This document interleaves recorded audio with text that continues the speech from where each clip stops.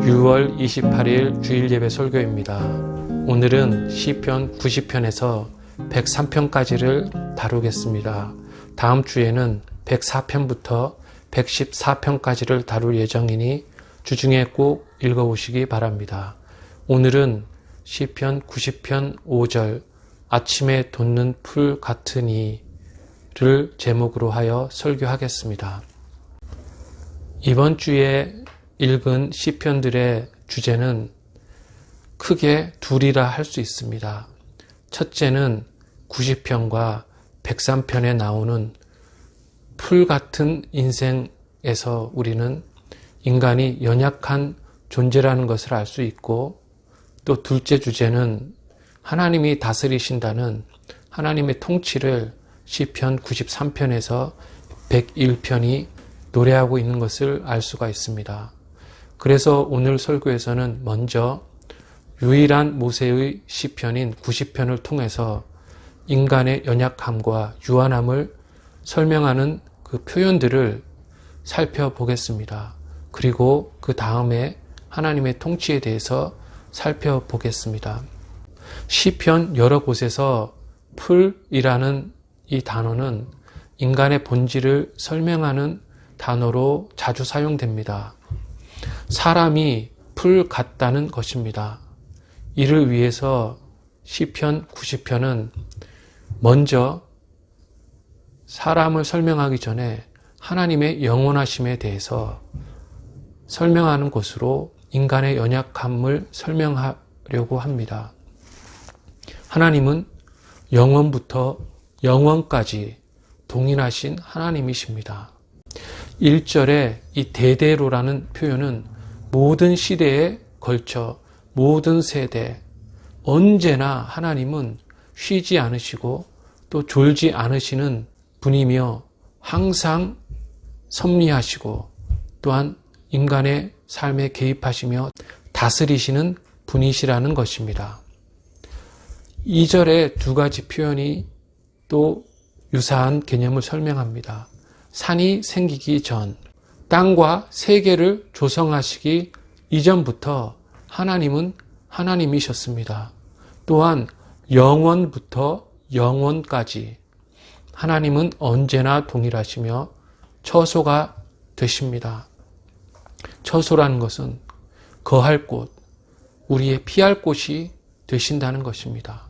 하나님이 잠시 까먹고 우리를 보호하시지 못하시는 때가 없으시다는 것입니다.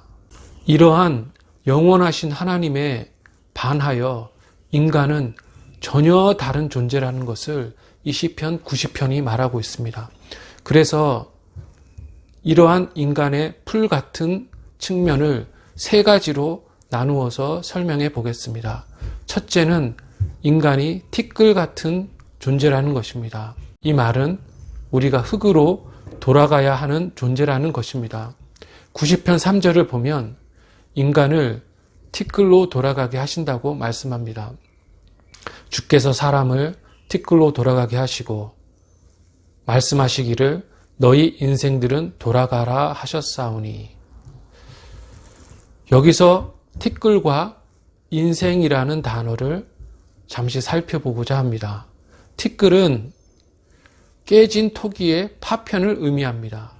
흙에 물을 섞어서 반죽을 만들고 그 다음에 그 반죽을 이겨서 모양을 내고 구우면 토기가 됩니다. 성경은 여러 곳에서 우리 모든 인간이 토기라고 말을 합니다. 하지만 그 토기의 용도가 다 끝나면 그 토기를 깨어 부순 다음에 부서진 이 토기를 바깥에 버리게 됩니다. 그래서 대부분의 영역본은 먼지로, 그러나 킹 제임스 버전은 파멸이라고 이 단어를 번역하는데 그 의미는 더 이상 쓸모가 없어진 상태, 용도가 더 이상 없는 그러한 상태를 말을 하는 것입니다. 사람은 이렇게 때가 되면 삶이 끝나는 존재라는 것입니다. 인생이 언젠가 끝날 것이라는 이 사실을 우리는 기억하지 않고 살아갑니다. 때가 되면 우리의 생이 마감된다는 사실을 항상 기억하라는 것을 이 티끌이라는 단어가 말해주고 있는 것입니다. 또한 인생이라는 단어를 살펴보겠습니다. 대부분의 성경에서 인생은 사람의 자손으로 번역이 됩니다. Children of man이라는 거죠. 그러나 여기서 man은 히브리어 원어에서 아담입니다.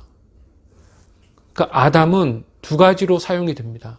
아담은 고유명사로는 그 첫 인간 아담을 뜻하지만 일반 명사로는 흙을 뜻합니다.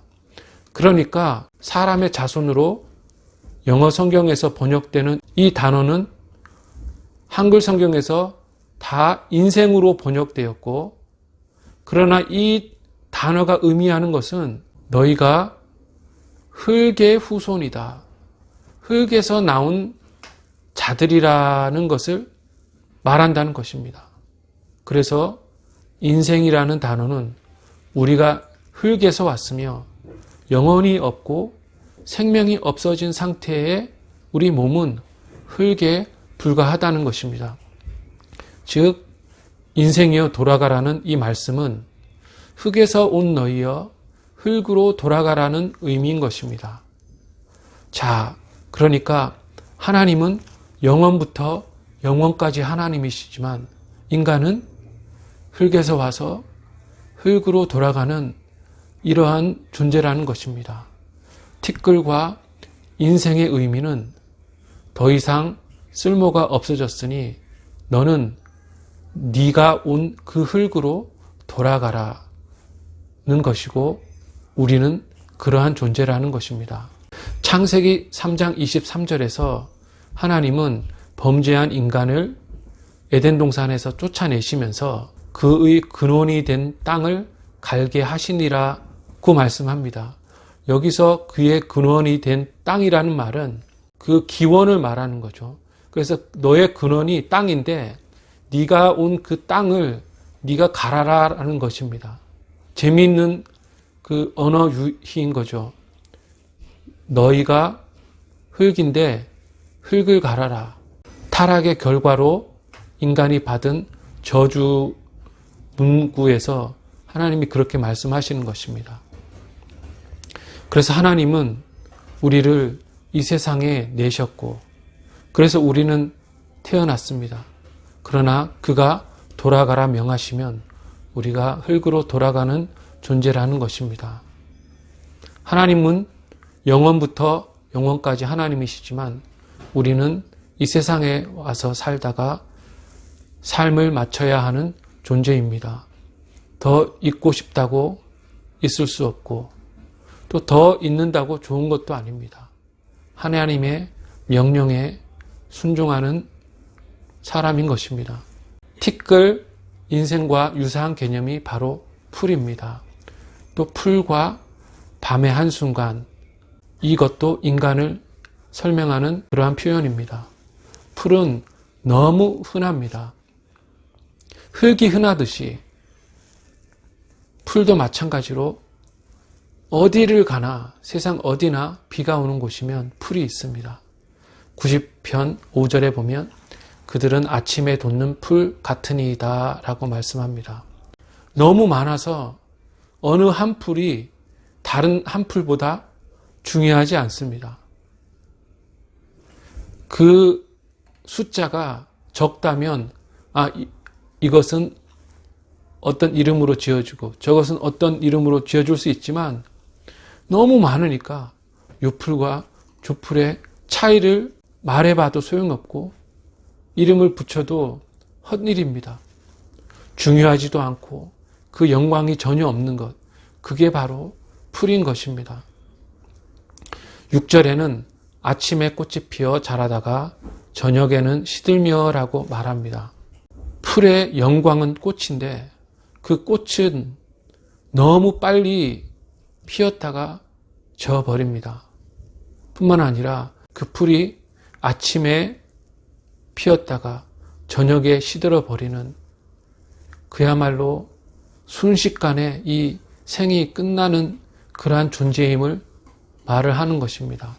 그 영광을 사람들은 많이 자랑을 합니다.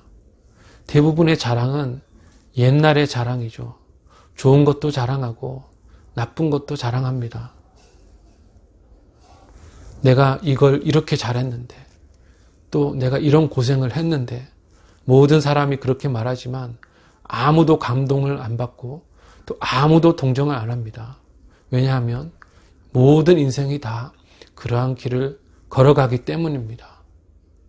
자랑할 것도 없고 또 비참할 것도 없습니다.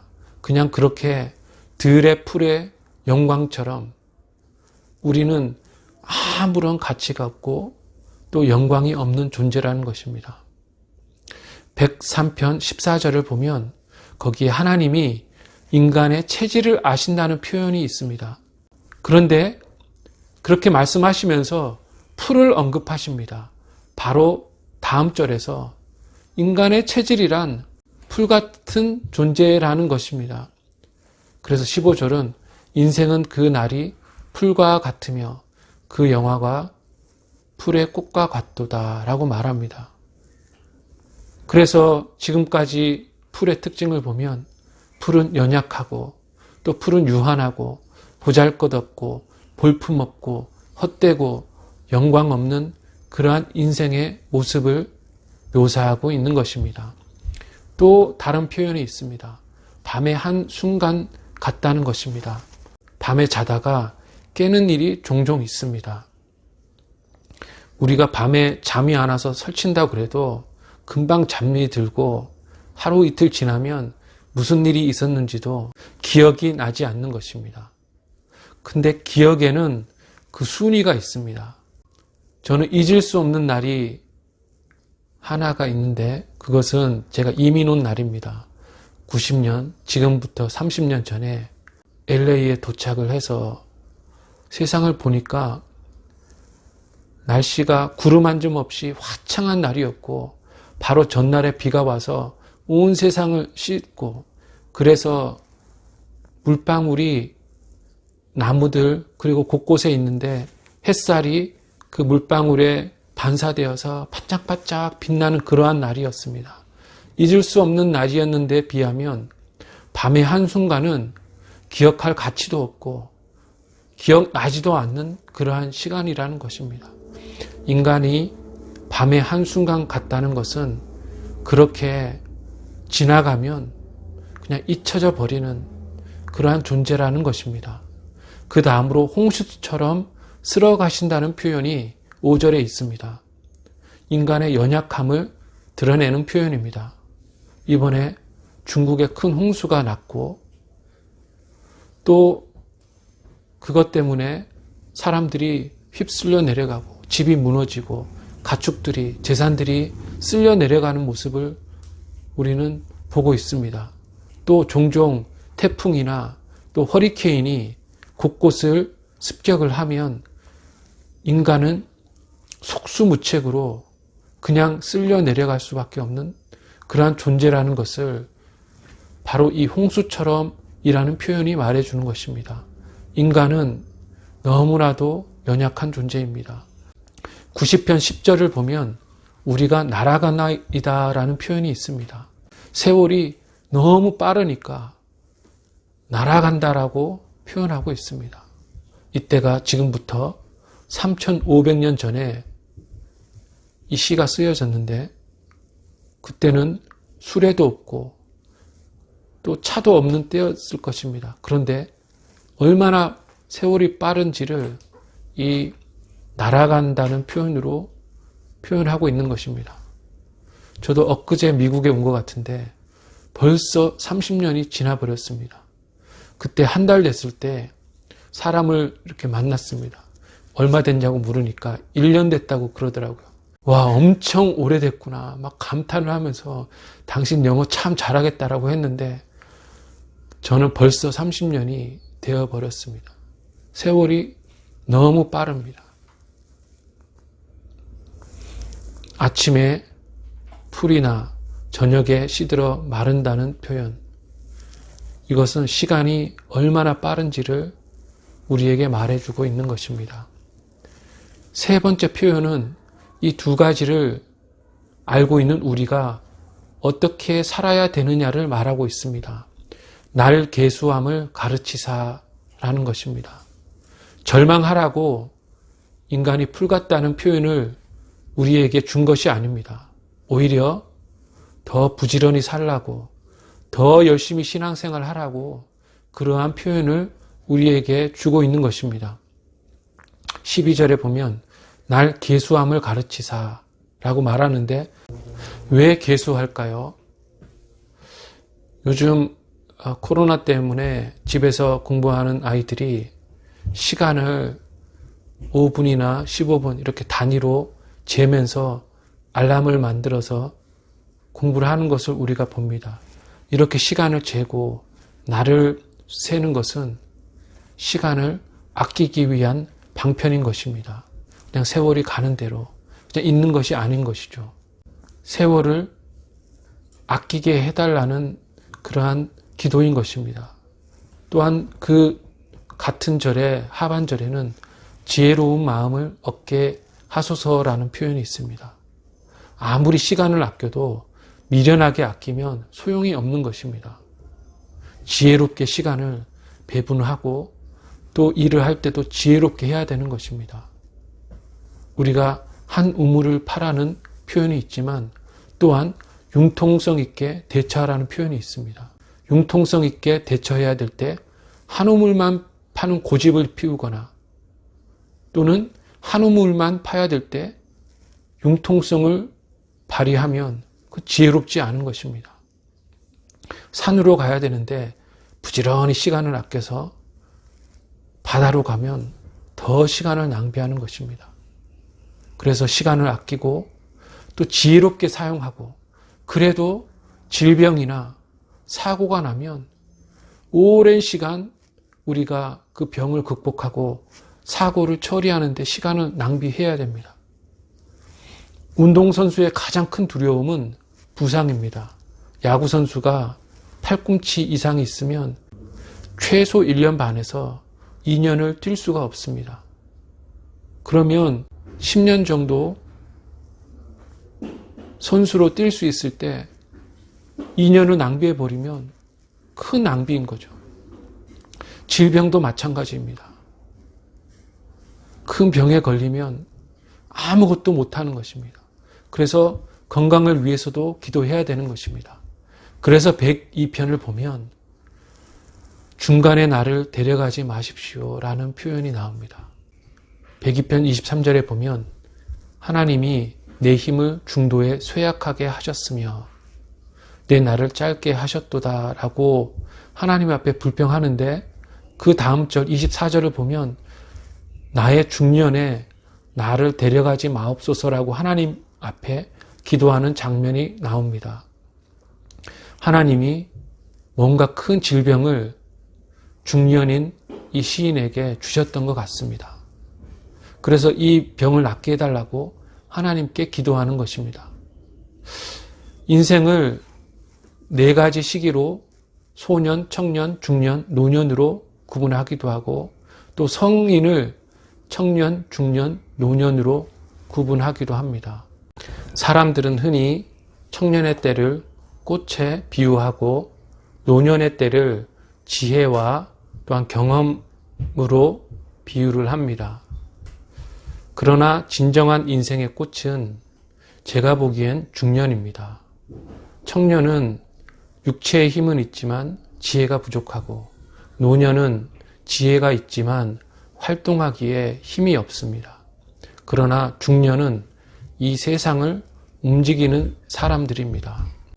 육신의 힘이 아직 있으면서 또 인생의 지혜를 어느 정도 쌓은 나이에 세상에서 열심히 일할 때가 바로 중년의 때입니다. 성경 전체에서 중년이라는 말은 이 시편 102편밖에 없습니다. 그런데 일반적으로 교회 개척도 중년의 때에, 사업 시작도 중년의 때에, 또 정치 입문도 중년의 때에 하는데 다윗이 이때 어떤 중한 병에 걸린 것 같습니다. 그래서 다윗은 하나님께 기도하는 것입니다.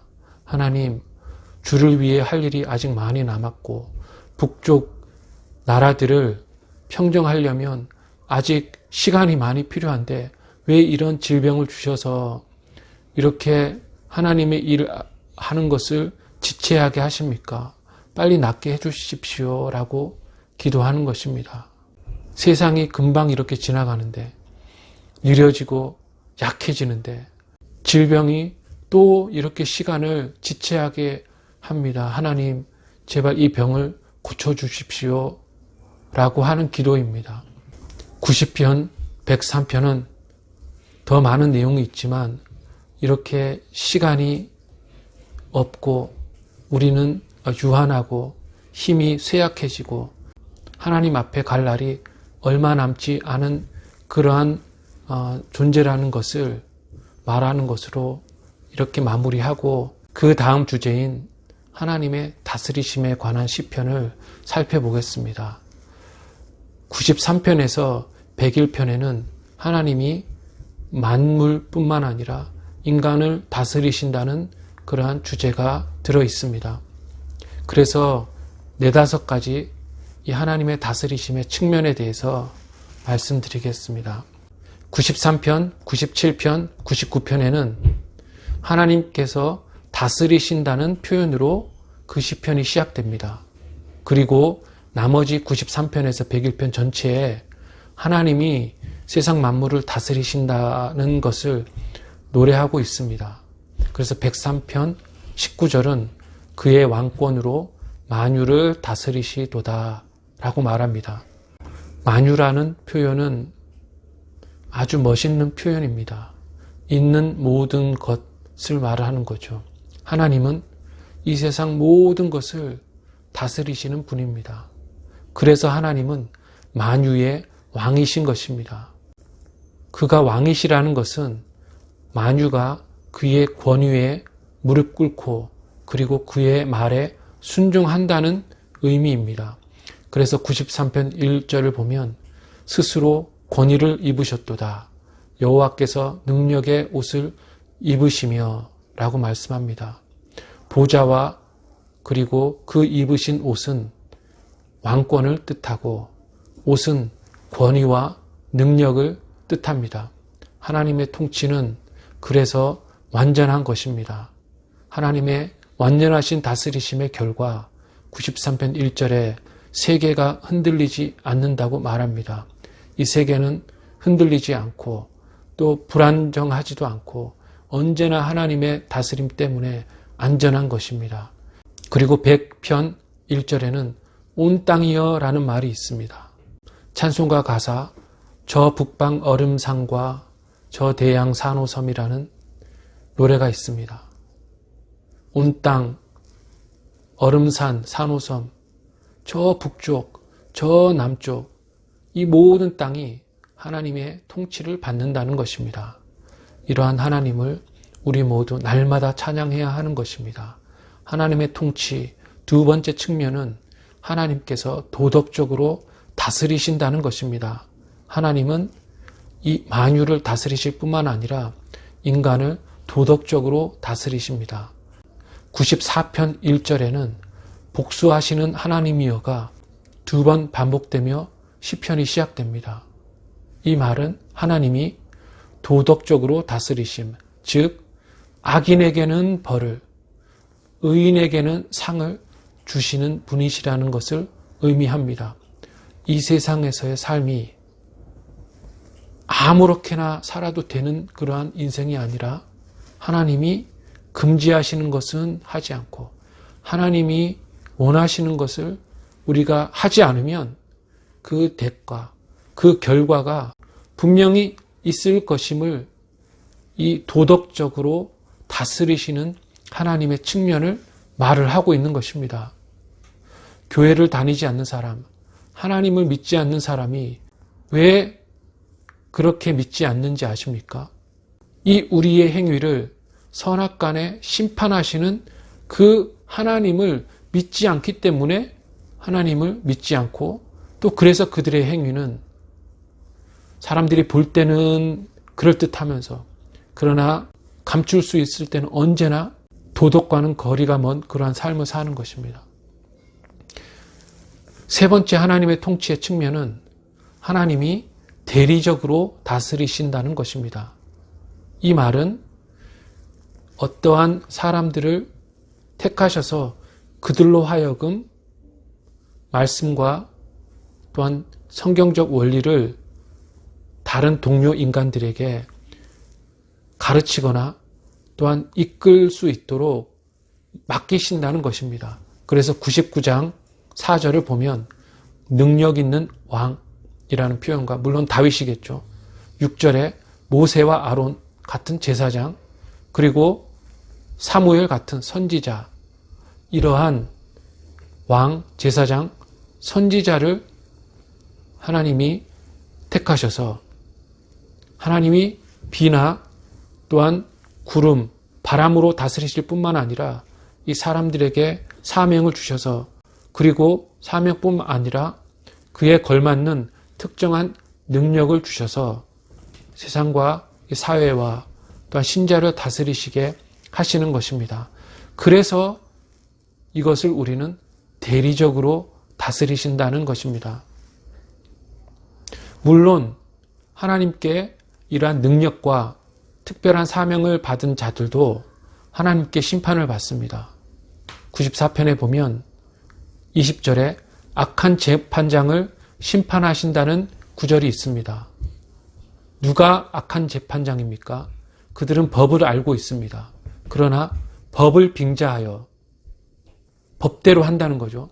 법대로 해서 악을 행하는 자들을 하나님이 심판하신다고 되어 있습니다. 정의를 구부리는 거죠. 세상 법은 그래서 선한 것이 아닙니다. 여러분 요즘에 제정되고 있는 법들이 선한 법들이라고 생각하십니까? 그러나 이 세상에 이 권세 잡은 자들은 그러한 법을 통해서 사람들을 억압하고 악을 행하는데 그러한 경우 하나님이 그들을 분명히 심판하신다는 것입니다. 그래서 101편에서 다윗 왕은 나는 그러지 않겠다. 어떤 사람들은 악의로 법을 핑계로 하여 법으로 사람을 악하게 다루지만 나는 사랑과 정의를 노래하겠다. 나의 나라의 모든 것은 사랑과 정의로 다스릴 것이라고 이 왕이 하나님 앞에 맹세하고 있는 것입니다. 하나님의 통치 네 번째 측면은 우리 신자는 하나님의 백성이요 그의 기르시는 양이라는 것입니다. 그래서 100편 3절에는 그는 우리를 지으시니요 우리는 그의 것이니 그의 백성이요 그의 기르시는 양이로다. 95편 7절은 우리는 그가 기르시는 백성이며 그의 손이 돌보시는 양이기 때문이라고 말씀합니다. 우리가 하나님의 백성이라는 사실, 우리가 하나님의 양이라는 사실은 우리에게 큰 위로가 되는 것입니다. 하나님의 백성이 양으로 표현될 때 그것은 하나님의 백성은 하나님의 음성에 순종해야 한다는 것을 말씀하고 있는 것입니다. 푸른 초장과 잔잔한 물가로 하나님이 인도하실 때 우리가 순종하지 않으면 목이 마르고 굶는 것입니다. 그렇게 순종하지 않은 한 예가 광야에서 방황할 때 무리바에서 물을 달라고 불평할 때였던 것입니다. 7절에서 95편 7절에서 우리가 양이라고 말한 직후에 8절에 광야의 마사에서 지내던 날과 같이 너희 마음을 완악하게 하지 말지어다라고 말씀하고 있는 것입니다. 광야 생활 중에 하나님은 완전하게 인도하셨습니다. 그러나 백성은 무리바에서 마사에서 불평했습니다. 그 이유는 마음이 완악했기 때문이라는 것입니다. 그들은 하나님과 세상을 동시에 사랑했습니다. 이것이 바로 영적 간음인 것입니다. 가나안을 향해 가면서 떠나온 애굽을 그리워하고 애굽에서 살던 때를 그때를 사모하면서 다시 돌아가려고 한 것. 가나안을 향해서 가면서 하나님이 주신 것이 아니라 바로가 준 물과 음식, 하나님의 말씀이 아니라 채찍에 순종하던 노예의 삶을 그리워하고 그때로 돌아가려고 했던 것입니다. 양이 온전히 하나님을 바라고 하나님이 주실 것을 의지하고 하나님의 말씀에 온전히 순종하지 않을 때가 바로 마음이 완악했던 때인 것입니다. 우리는 하나님이 기르시는 양이기 때문에 하나님을 의지하고 하나님께 순종해야 하는 존재인 것입니다. 다섯 번째 측면은 그 통치의 결과를 말씀하고 있습니다. 인자와 공의를 이루시는 하나님이신 것입니다. 하나님은 만유를 다스리시고 신자의 마음을 다스리셔서 인자와 공의를 온 세상에 이루시는 것입니다. 그래서 97편에는 의와 공의, 99편에는 공의와 정의, 100편에는 인자와 성실, 101편에는 인자와 정의, 103편에는 인자와 공의, 거의 유사한 이 두 짝, 인자와 또한 아멘, 진리의 측면을 하나님이 하나님의 통치의 결과로 이 세상에 이루시는 것입니다. 하나님이 인자하고 공평하게 다스리심을 이러한 시편들이 고난과 불의를 보는 중에도 외치고 있는 것입니다. 세상에서 짧고 연약한 그러한 삶을 살고 있는 우리는 항상 하나님의 통치를 갈망하면서 하나님이 우리에게 맡기신 일을 열심히 성실하게 시간을 아끼고 지혜롭게 살면서 하나님께 우리의 삶을 드리는 삶을 살아야 하는 것입니다. 하나님은 만유를 다스리시고 악인을 영원히 벌하시고 의인은 영원히 상 주시는 이시며 그래서 우리는 양처럼 하나님을 의지하고 순종해야 하는 존재이며 고난과 불의를 만나도 하나님의 완전하신 통치가 온전히 이루어질 것을 기억해야 하는 것입니다.